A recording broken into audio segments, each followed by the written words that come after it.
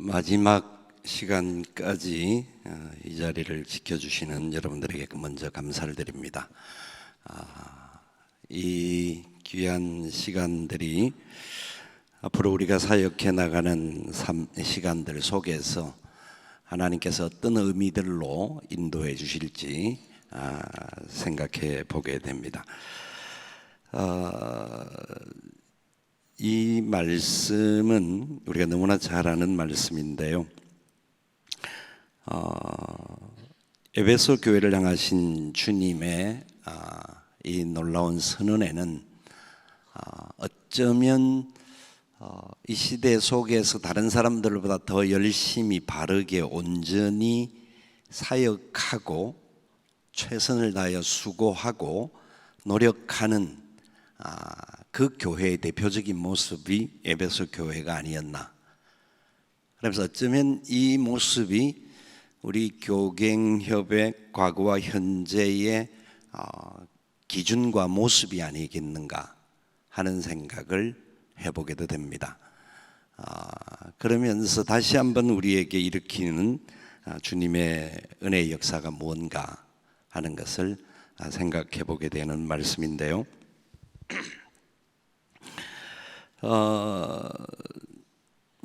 현실적으로 여러 가지 상황들을 이야기를 합니다. 목회 환경이 황폐해지고 이 시대의 사역자들의 가치와 정신들이 많이 세속을 쫓아가고 있고 이런저런 부분에 대한 이야기들을 많이 하고 있는데 이 모든 것들이 에베소 교회가 담고 있는 그런 모습이고 이미 예언되어졌고 그렇게 될 수밖에 없었던 상황들을 반복해서 우리에게 말씀해 주고 있다고 생각합니다. 에베소 교회가 왜 7교회 중에 제일 먼저 기록되어졌느냐?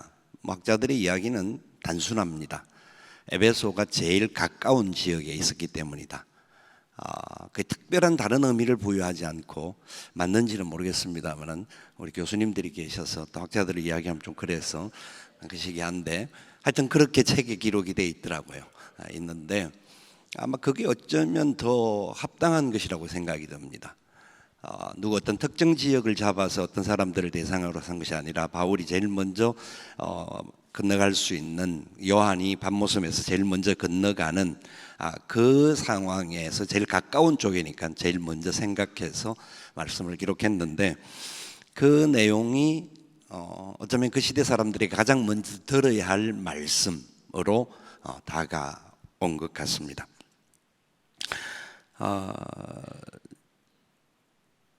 진짜 이 말씀을 준비하면서 무엇을 나누어야 할 것인가, 어떤 것이 필요한 것인가 생각들을 하고 고민들을 많이 했습니다. 오늘 아침에 우리 고동훈 목사님이 설교를 하시는데 가만히 들어보니까 해당되는 게 별로 없는 것 같아요. 저에게는 다 옛날에 그랬던 것 같은 그런 마음이 많이 들었습니다. 목회 현장 속에서 그리고 우리가 살아가는 삶의 자리 속에서 이 끊임없이 변화되지 말아야 하고 본질을 붙잡고 끝까지 달려가야 한다는 것을 분명히 인식하지만 담임 목사를 27년째 하고 있는 상황에서 가슴 뛰는 일이 별로 많지 않아요. 강단에 올라가는데 막 가슴이 뛰고 찬양하는데 가슴이 뛰어야 되는데 사실 가슴 뛰는 일이 그렇게 많지 않다라는 것을 부인할 수가 없습니다. 여러 가지 환경들과 상황들 속에서 과거에는 교갱을 생각하면 가슴이 뛰고 막 어떤 한국 교회를 생각하면서 답답함과 여러 가지 생각들을 고민들을 할 수밖에 없었고 그렇게 몸부림쳤는데 사실 그 부분 또한 이 나이가 들어가면서 그런지는 몰라도 그것만은 아닌 것 같습니다. 여러 가지 환경의 변화들 속에서 부족한 연약함들 속에서 그렇게까지 어떤 때까지 가슴 뛰고 고민하는 부분들이 많이 생기지 않는 것 같습니다. 왜 그럴까? 어떤 상황에서 그럴까? 진짜 주님과의 관계가 끊어졌고 문제가 많고 죄악의 구덩이에 빠져서 그럴까? 그것 또한 그것만은 아닌 것 같다라는 생각을 해보게 됩니다. 예수님께서 오늘 이 말씀을 시작하면서 요한에게 찾아오셔서 오른손에 7별을 붙잡고 7금촛대 사이를 다니시는 분이라고 말씀을 하시면서 모든 주권이 예수 그리스도에게 있음을 선포하십니다. 모든 주권이 우리가 알고 있는 절대 주권자이신 그분께서 절대 주권을 가지고 교회의 머리 되심으로 선포하시는 말씀이죠. 우리가 머리에 알고 있는 것이 가슴까지 내려오는데 30년이 걸린다라는 이야기를 합니다. 이게 한 30cm, 얼굴이 긴 사람은 뭐 한 35cm, 뭐 그렇게 될 수는 있지만 이 부분이 깨달아지고 느껴질 때까지에 걸리는 시간이 알고 있는 지식만 가지고는 되지 않는다라는 이야기를 많이 합니다. 그런데 주님께서 말씀하시는 게 2절, 3절에서 행위와 수고와 인내를 아신다라고 말씀합니다. 내 행위와 수고와 인내.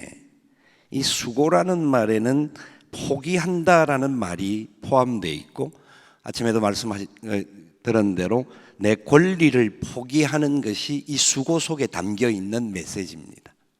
그러니까 굉장한 헌신된 사람들이죠. 어떤 면에 있어서는 고동호 목사님이 PDF를 판 것보다 더 많은 헌신을 하는 사람들이 많이 있을 줄 압니다. 자신의 모든 것을 드리는 부분들 또한 엄청나게 많다고 생각을 합니다. 인내를 알고 또 악한 자들을 용납하지 아니한 것과, 우리 교단에 이단이 들어올 때 우리 교갱협이 앞장서서 이단을 막고 교단 안에 들어오지 못하도록 앞장서서, 아마 우리 지금 대표회장님은 양복이 다 찢어지면서도 그 사람들과 싸웠습니다. 들어오면 안 된다. 우리 교단이 이렇게 갈 수 없다. 우리가 그 모든 것들을 누구보다도 열심히 했습니다. 잘못된 사람들이 잘못되어졌다고 보여질 때, 우리 교경이 출발할 때도 그랬죠. 한국교회가 가야 할 방향이 하나님이 기뻐하지 않는 모습들이 너무나 많다. 많은 목회자들의 타락됨과 그 모든 것들을 바라보면서 우리 스스로가 뉘우치고 회개하고 돌아서지 아니하면 이 어떤 것도 이루어질 수 없다라는 것들 때문에 우리 스스로를 돌아보는 영성수련회가 시작되었던 것이고, 영성수련을 통하여서 나왔던 메시지들을 담아서 교계를 향하여서 많은 목회자들과 동역자들을 향하여서 선언문을 던졌던, 그래서 최소한 우리가 이렇게라도 좀 몸부림치면 좋지 않겠냐는 소리를 내었습니다.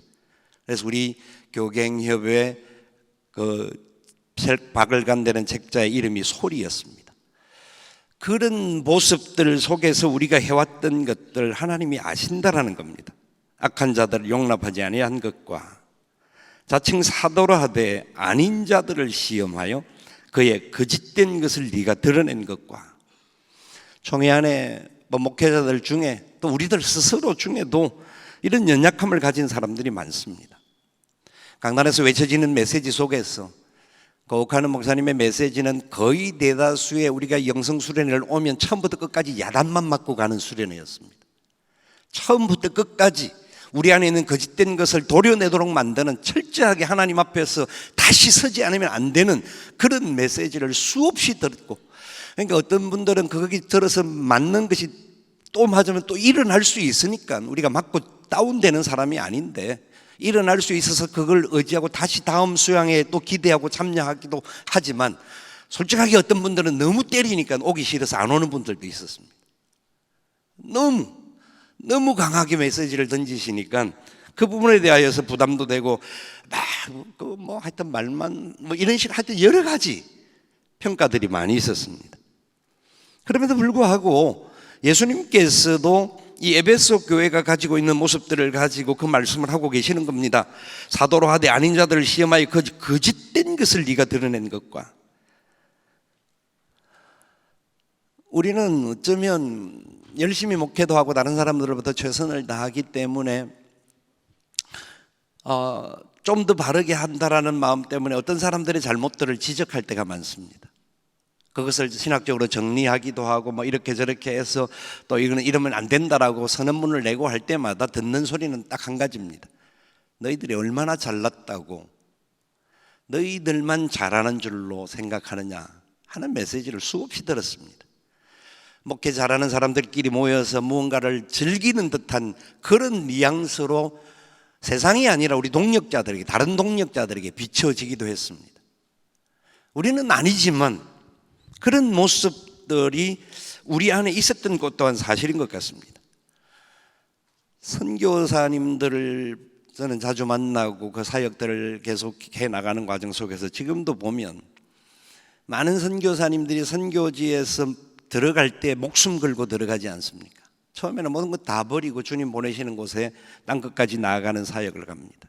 그 사역이 현장에 가서 상당히 많은 부분에 있어서 연구가, 이게 굉장히 잘하는 선교사님들 중에서 일부를 말씀할 수 있는데 연구도 많이 하고 또 그 지역을 충분히 이해하고 이런저런 상황에서 그 지역에 들어가려고 하면 그분의 가이드를 받아야 한다는 정도로 데이터와 모든 것들을 가지고 있는 분들이 있을 수 있습니다.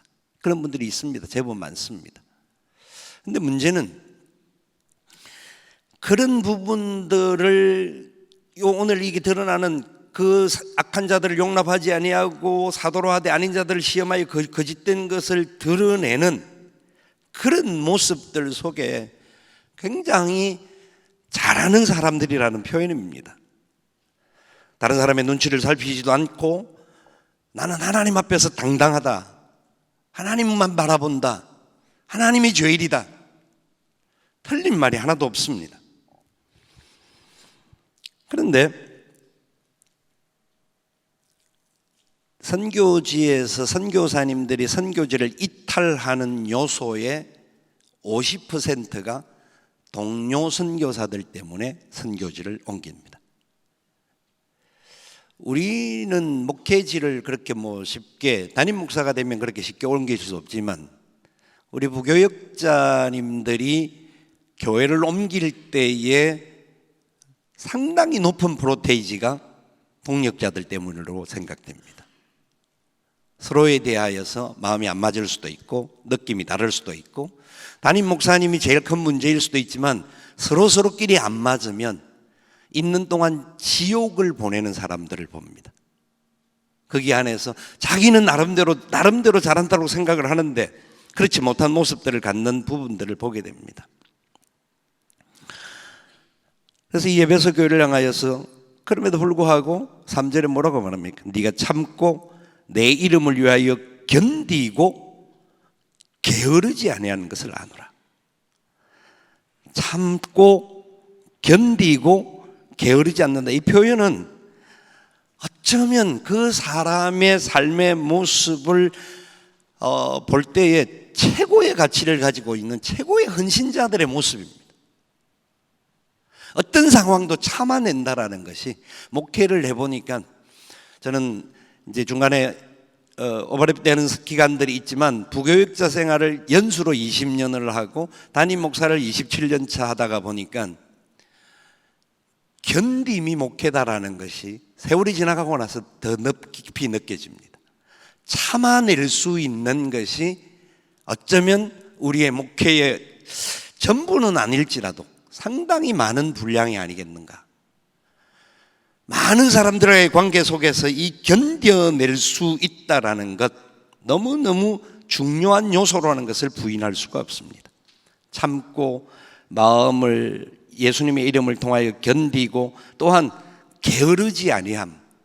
얼마나 열심으로 새벽부터 주님 앞에 엎드리고 어떤 때는 퇴근 시간도 없이 밤 늦은 시간까지 정신없이 수고하는 사역에 대하여서 다른 사람은 몰라도 주님이 말씀하시는 게 내가 안다 라고 말씀하고 계십니다. 내가 안다. 내가 안다.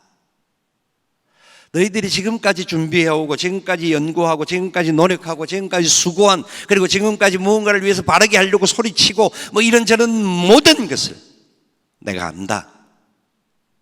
내가 안다.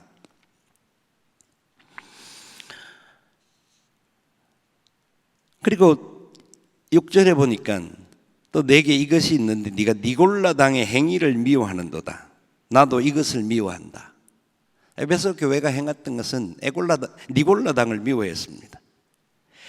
니골라당은 여러분 연구하시는 분들은 알겠지만 그 시대의 어떤 굉장한 힘을 가지고 사역을 이루어갔던 사람으로 많이 등장하지는 않습니다만 그 시대 속에서는 엄청난 파워를 가진 사람들입니다. 그들의 가치는 그리스도인들의 자유를 육신의 기회로 삼는 자들이었다고 갈라디아에서 이야기합니다.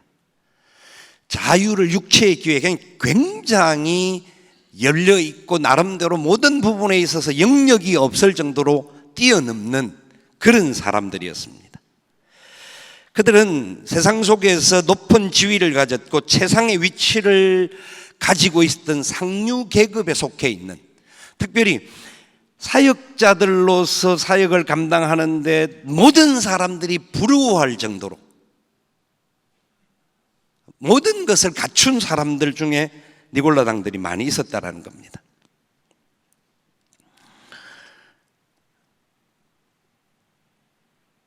그들은 어떤 상황이든지 간에 그 속에서 이방 문화들도 쉽게 받아들이고 세상의 어떤 가치들을 받아들이되 세상 속에서 결혼 외의 성관계자가 받아들여지는 것을 니골라당은 받아들이면서 그것도 시대 상황 속에서 문화 속에서 우리가 용납해야 될 문제가 아니겠는가 했던 사람들 중에 대표적인 사람이었습니다.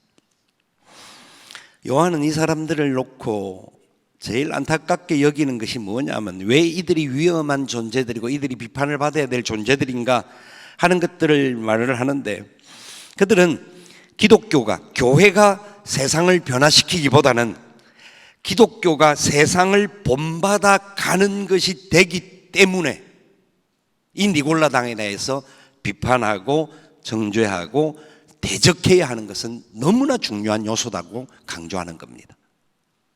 어쩌면 우리 사이에 소리 없이 스며들어와 있는 수많은 것들이 우리도 모르게 이 세상의 것들을 취하게 되었고 그것을 취하여서 그것이 결과적으로 잘 나오기만 하면 성공했다라고 말하는 그 시대 속에서 우리가 살고 있는 것과 다를 바 없다라는 겁니다. 그런데 이런 가치를 니골라당들이 가졌고, 그런데 이 에베소 교회는 그 니골라당을 향하여서 반대하였고 싸웠고, 그래서 예수님도 나도 그들을 미워한다 동의를 해 주었습니다. 그러니까 어쩌면 칭찬하는 부분들이 굉장히 그들의 헌신된, 그들의 수고, 그들의 노력, 그들이 가지고 있는 어떤 가치, 여러 가지 부분에 있어서 긍정적인 요소들이 너무나 많습니다. 한 가지 주님이 말씀하시는 게, 그러나 너를 책망할 것이 있나니 너의 처음 사랑을 버렸느니라. 처음 사랑을 버렸느니라.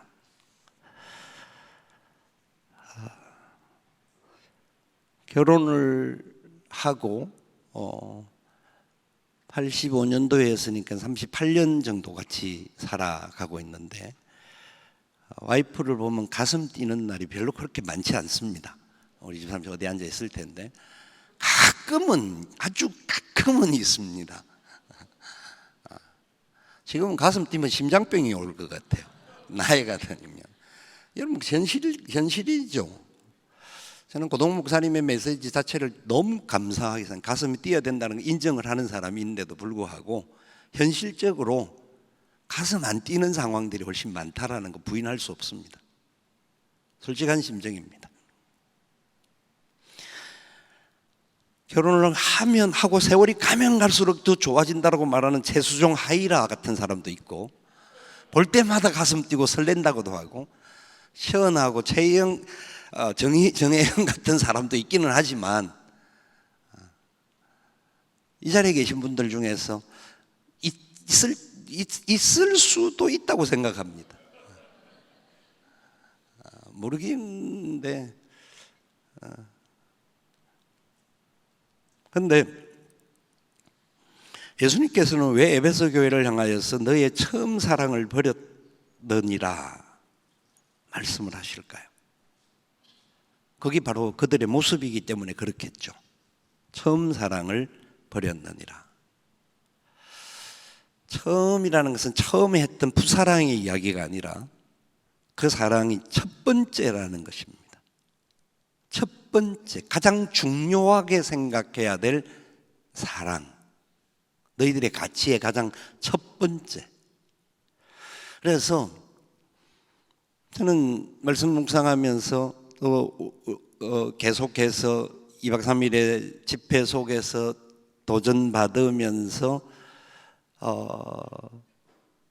그래, 모든 것들에 대하여서 우리가 어떻게 회개하고 어떻게 변화하고 어떻게 주님 앞에 더 열정을 회복하고 해야 되는 부분이 있지만 놓치지 말아야 할 것이 있다고 한다면 예수님이 첫 번째라는 것만은 놓치지 말자. 예수님이 우리에게 베풀어 주셨던 사랑이 첫 번째라는 것은 부인할 수 없는 사실일 뿐만 아니라 우리가 경험했던 최고의 사랑이었습니다. 그게 세월 속에서 약간씩 식어져 가기도 하고 변화되기도 하고 흔들리는 부분들이 없잖아 다가옵니다. 사람을 보게 돼도 되고 환경을 보게 돼도 되고 여러 가지 형편과 조건을 보게 되고 다른 사람들은 나보다 훨씬 잘하는 것 같이 보여지기도 하고, 그런데 그 속에서 변할 수 없는 것이 있다고 한다면 처음에 예수님 앞에 부름을 받을 때 그때 그 감격의 어떤 감정적인 감격이 지금까지 오는 것이 아니라 그것을 출발점으로 해서 지금까지 걸어오는 시간 속에서 어떤 상황이 와도 가장 첫 번째 붙잡아야 할 것은 예수님이고 하나님의 말씀이다. 그 사실 앞에는 부인할 수 없는 일이다.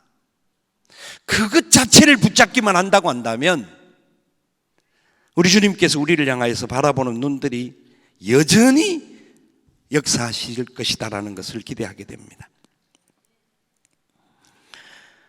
우리가 잘 아는 대로 로마의 도미시안 황제가 죽은 이후에 사도 요한이 밤모섬에서 유배로 풀려나와서 에베소 교회로 돌아왔을 때에 전승에 의하면 그가 18번의 설교를 요한일서 4장을 가지고 설교를 했습니다. 소자들아 서로 사랑하라.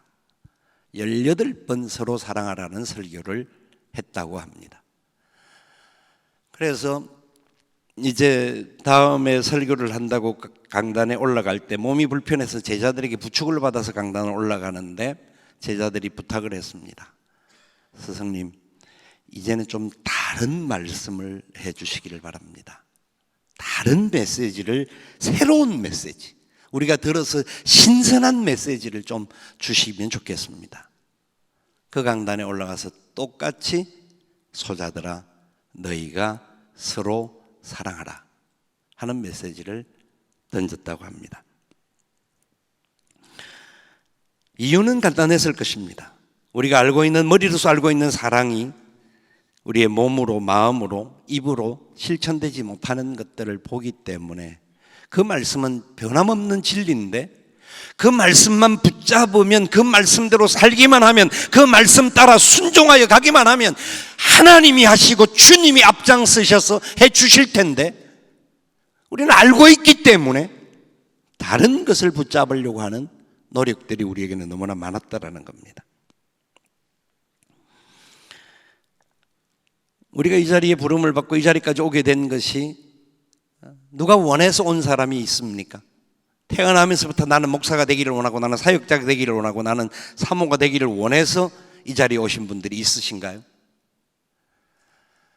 어릴 때부터 여러 말을 들었고 도전을 받고 그래서 어릴 때부터 나는 목회자가 되어야지 꿈을 꿨던 사람은 있을 수 있습니다. 그것 또한 내가 원하는 것이 아니라 주님께서 우리 마음에 말씀을 주셨기 때문에 가능했던 겁니다. 우리는 갈빈주의자들로서, 특별히 하나님의 말씀을 그대로 받아들이는 자들로서 하나님께서 우리를 인도해 주셨다라는 사실 앞에서는 그 누구도 부인할 수 없다라는 것을 우리는 인정하지 않습니까? 목회자가 되는 과정 속에 우리가 마지막 결단을 하고 주님이 주시는 소명을 받아들이면서 주여 나 같은 죄인도 주를 위해서 사역자로 쓰임을 받을 수 있습니까? 고백했던 눈물을 흘렸던 시간이 있을 겁니다. 그런데 그것조차도 내가 먼저 앞서서 주님 내가 주를 위해서 살겠습니다 한 것이 아니지 않습니까? 그때 은혜를 주셨기 때문에, 그때 나를 불러주셨기 때문에 그 부르심 앞에 우리가 귀에 소명으로 그 소리가 들려졌기에, 우리의 가슴에 두드리는 그 소리가 있었기 때문에 우리가 사역자의 길을 온 것 아닙니까? 사모님들은 안 그런 분들도 있을 겁니다. 그냥 예수를 믿고 바로 믿고 살기를 원하는데 나는 처음부터 사모가 돼야 되겠다는 분들도 있었겠지만, 대다수의 사모님들이 보면 남편이 좋아서 사모가 된 사람이 많습니다. 다른 분들은 몰라도 우리 집 사람은 확실합니다. 많은 그런 분들이 있습니다. 있는데 그 부분에 대해서 우리가 다시 한번 생각해 볼 것은, 왜 처음 사랑을 버렸다, 그리고 이 처음 사랑을 왜 우리가 회복해야 되는가 하는 문제가 수없는 목사님들의 메시지 속에서, 우리가 가지고 있는 지금까지 살아왔던 가치관들 속에서 그 부분들이 우리 안에 분명히 회복될 것이라고 생각합니다. 그런데 좀 더 한 가지 우리가 더 고민하면서 걸어가야 할 부분들이 있다고 생각하는데요.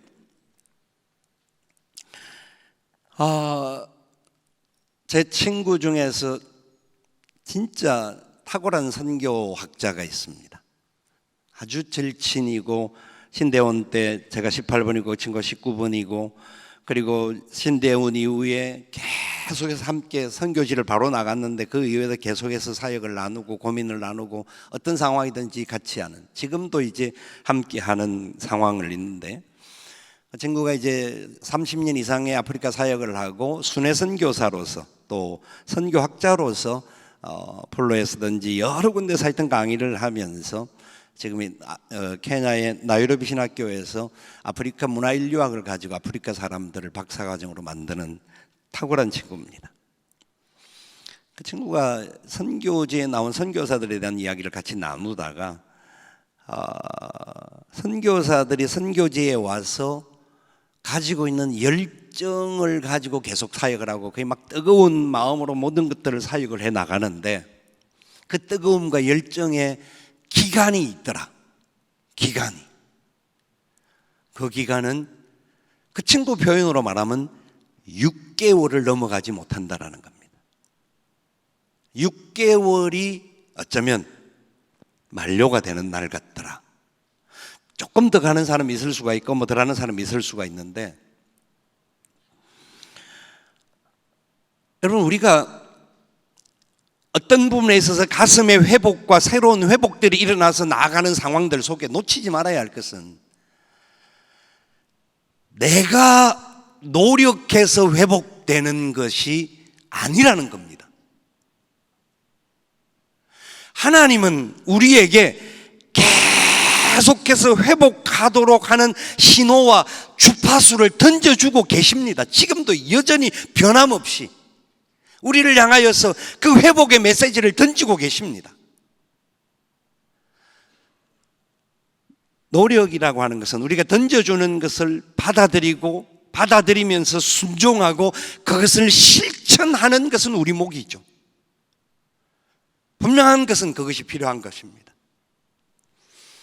저는 사랑의 이야기를 할 때, 이 이야기를 할 때마다 묵상하는 것들 중에 한 가지가,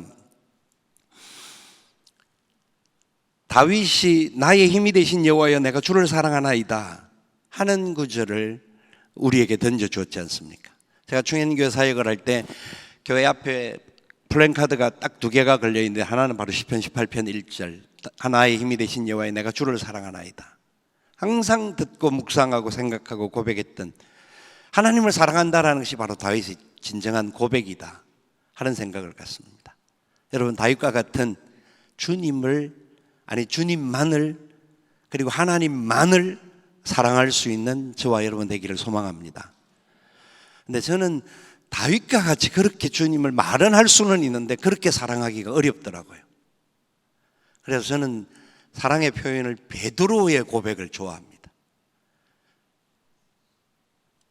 네가 나를 사랑하는 주님께서 부활 이후에 베드로에게 하신 말씀은 다른 어떤 것들을 질문하지 아니하시고 한마디만 질문하신 겁니다. 네가 나를 사랑하느냐? 네가 나를 사랑하느냐? 다른 어떤 거 왜 네가 그랬니 저랬니 어떤 상황에 어떤 문제가 있니 네가 왜 그렇게까지 큰 소리 치고 목숨 걸고 따라오겠다 해놓고 왜 그렇게 변화되었어? 안타까운 마음을 가지고 묻지 않으시고 세 번째 질문, 똑같은 질문 하셨지 않습니까? 네가 나를 사랑하느냐?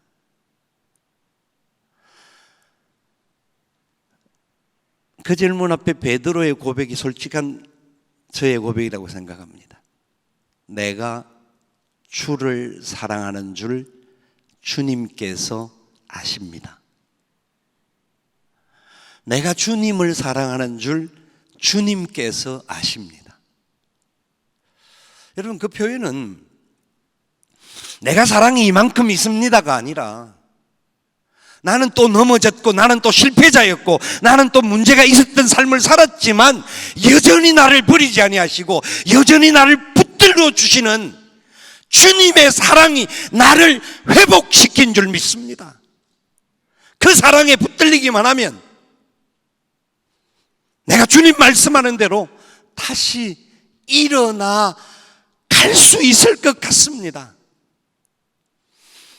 주체가 자기가 아니라 주어가 주님이 되시는 고백을 베드로는 주님 앞에 드리지 않았겠는가?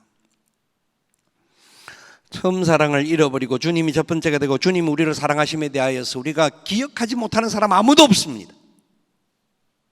다 예수님 사랑 때문에 여기까지 왔고 예수님 때문에 사역을 감당하고 어떤 환경과 어떤 형편과 어떤 문제가 있다 할지라도 그 사랑 포기하지 않고 여기까지 왔습니다. 그런데 에베소 교회도 너무너무 그 사랑 때문에 수고하고 노력하고 헌신하고 다른 사람들이 이단들을 미워하고 정죄하고 싸우고 수없는 노력들을 했지만 처음 사랑을 버렸느니라 말씀하시면서 어디에서 떨어졌는지 회복하지 아니하면 내가 너의 촛대를 옮길 것이다. 촛대를 옮길 것이다. 옥하는 목사님이 돌아가시기 몇 년 전에 에베소 이 계시록 두아디라 교회를 놓고 설교를 하신 적이 있습니다. 하시면서 한국교회 형편에 대해서 설교를 하시면서 우리가 목회를 하는 중에 목회가 잘 되고 이렇게 성장하고 열매가 맺혀지고 많은 사람들이 몰려올 때가 가장 위험할 때다. 가장 위험할 때다. 그 위험을 인지하지 않으면 결국은 자기 아성 속에 들어가게 될 것이다라는 뉘앙스로 말씀하셨습니다. 그래서 은혜의 전성기를 조심하라고 말씀했습니다. 은혜의 전성기, 무엇가 더 잘 되고 열매가 맺혀지고 너무너무 좋은 결실이 나타나는 그때에 제일 넘어지기 쉬운 그런 유혹과 어려움들이 다가온다라고 말씀하셨습니다. 아니 그게 성경의 말씀이기도 하죠. 그분의 메시지의 본질은 하나님의 말씀 속에서 어떻게 하면 우리가 바로 회복할 것인가에 대한 이야기입니다. 그러면서 주님께서는 그런 상황에서 회복되지 못하는 사람들, 교회나 회복되지 못하는 사역자들은 반드시 촛대를 옮기신다라는 겁니다. 왜냐하면 그들을 통하여서 영향력을 끼쳐야 할 것들이 너무나 많기 때문에 촛대를 옮기신다라는 겁니다. 세상이 많이 변화되어 가고 있습니다. 목회 환경이 다르고 그래서 MZ세대들에 대한 여러 가지 그 목회자들 만남 주위에 있는 저희 노예 안에 있는 목사님들도 만나면 부교육자들 구하기 어렵다라는 말을 수없이 합니다. 하는데 저는 혼자서 다 알지는 못하지만 고민을 몇 가지 해본 것이 있기는 합니다. 왜 부교육자들 구하기 어려울까? 그래도 그 교회가 안양에 있는 400~500명 모이는 교회인데도 불구하고 여러분 더 밑에 쪽 분들은 저도 뭐 부산 사람이니까 그 옛날에 경험을 했지만 더 어렵다고 말하지만 수도권조차도 요새는 수도권도 가오리다라고 안 한다라는 겁니다. 그분의 고백입니다. 그런데 과연 우리 신학생들이 다 그럴까? 분석을 혼자서 누구에게 물어보지는 않고 생각을 해봤습니다. 지금 신대원 학생 총수가 몇 명이죠? 1000명 정도죠. 옛날에 저희들은 학교 다닐 때 신대원 우리 입학 동기들이 한 600~700명, 그러니까 이래저래 하면 800명, 900명, 건 1000명까지 한 학년에 있었습니다. 근데 지금은 통틀어서 1000명이고 학부의 학생들, 신학과 아이들 중에서 이래저래 해서 하면 사역자로 나갈 수 있는 교육전도사 TO 숫자가 한 200~300 맥시멈 잡아도 그 정도고, 그 다음에 지방신학교 출신들 다 합치면 그래도 수도권에는 뭐 갈빈도 있고 몇 개 있으니까 수도권에서 이 교육 전도사 파트타임으로라든지 나갈 수 있는 사람이 한 1500명 정도. 그것도 뭐 대강 잡아서 맥시멈으로 잡은 숫자입니다. 그런데 수도권에 교회가, 우리 합동측 교회가 6000교회가 넘습니다. 수도권만. 그 중에도 뭐 50%는 부교육자를 못 구하는 교회들도 있습니다만 50%가 부교육자를 구한다고 하더라도 3000교회 이상이 부교육자를 구해야 돼. 파트타임 전도, 뭐 부목사님들이 전임 사역자 구하는 또 다른 차원의 문제니까요. 그러면 분명히 1학년 때는 사역을 안 나가는 사람이 많아진 것은 통계적으로 사실이지만, 그런데 현장에 나갈 수 있는 사람 자체가 사실 많지 않다라는 것 또한 부인할 수 없는 현실이라는 겁니다. 그리고 원만한 사역자들이 조금 괜찮다라고 하는 교회를 찾아서 요새 가게 될 수밖에 없잖아요. 가게 되다가 보면 그 교회는 또 2~3명, 어떤 때는 5명 이렇게 가다가 보니까 원만한 또 다른 교회를 갈 수 있는 숫자가 물리적으로 제한이 되는 겁니다. 부인할 수 없는 겁니다. 그건 인정을 하는 거죠. 그리고 또 한 가지는, 저희들이 사역할 때만 해도 사역자들은 군대보다 더 했습니다.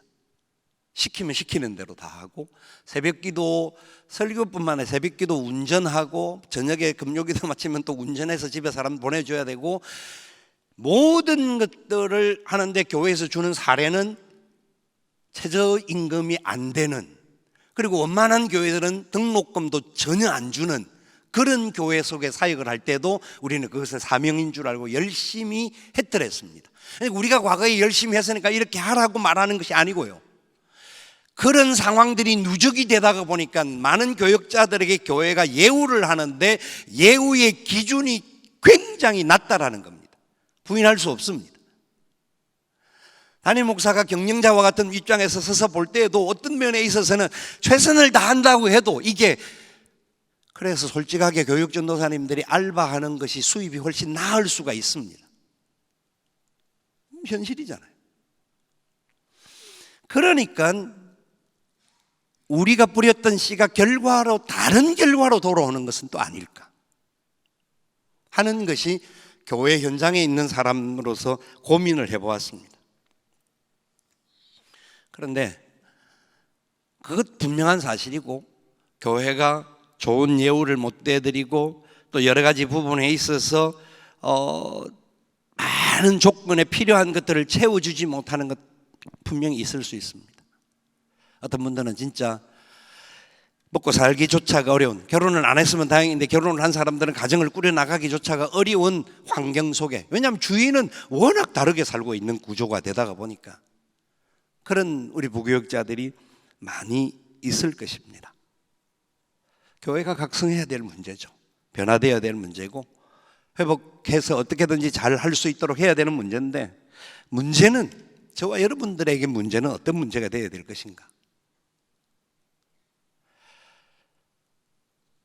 환경의 변화는 와야 되지만 우리가 부름받을 때에 그것 때문에 부름받은 사람 아무도 없지 않습니까?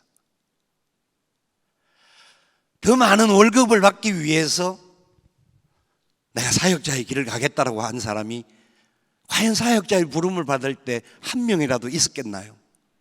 아니잖아요.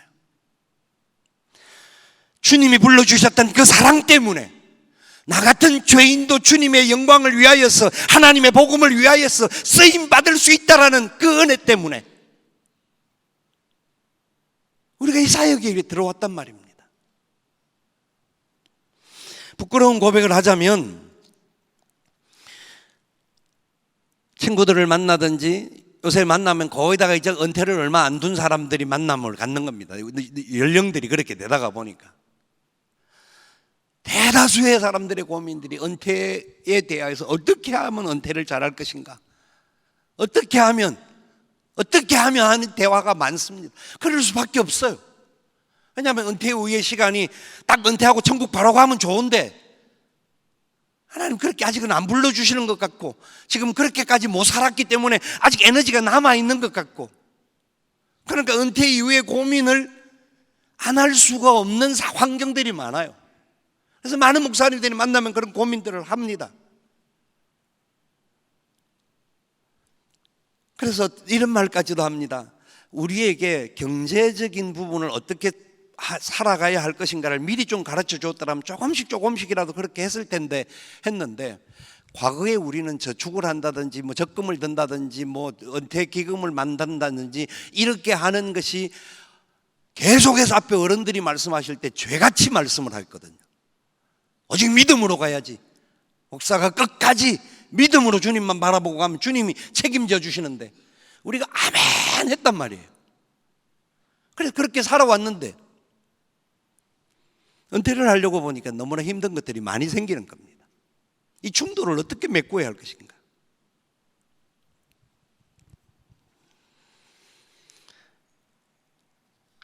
답은 없을 줄 압니다. 정답은 없습니다. 그런데 정답이 진짜 있다고 한다면 그 정답은 예수님밖에 없습니다. 막연한 이야기인지는 모르지만 하나님밖에 없습니다. 하나님이 책임져 주신다라는 믿음을 놓치지 않는 겁니다. 2년 전에 몸이 조금 아파서 한 달 정도 쉬는 중에 그런 마음을 아내하고 나눈 적이 있었는데요. 은퇴할 때 약간 은폐어하게 은퇴하면 노후가 편안하다고 합니다. 은퇴할 때 폐허하게 은퇴한 분들은 노후가 고달프다라는 이야기를 정설로 이야기합니다. 왜냐하면 알아서 챙겨주는 케이스들은 거의 없습니다. 그래서 저런 부분 이야기를 하다가 앉아서 마지막 날 제주도에서 앉아서 바다를 바라보면서 그런 말을 나눈 적이 있습니다. 우리가 은퇴할 때 언제가는 모르지만 하게 될 텐데, 은퇴할 때 할 수 있는 대로 시험 받는 사람이 적어질 수 있도록 노력해야 된다. 우리가 은퇴하는 문제 때문에 시험 드는 사람의 숫자가 없을 수는 없겠죠. 어떤 경우든지 만들어낼 수 있는 말들이 있으니까. 왜냐하면 우리는 주님을 사랑하는 사람이고 주님이 우리를 여전히 사랑하는 줄 믿습니다. 고백하기 때문에. 왜냐하면 지금까지 목회자로 45년의 이 시간을 46년 차 정도에 살아오는 동안 한 번도 외면하지 않으신 하나님께서 이후의 시간도 그 원리 따라 걸어가기만 하면 절대 외면하지 않으실 우리 아버지시니까.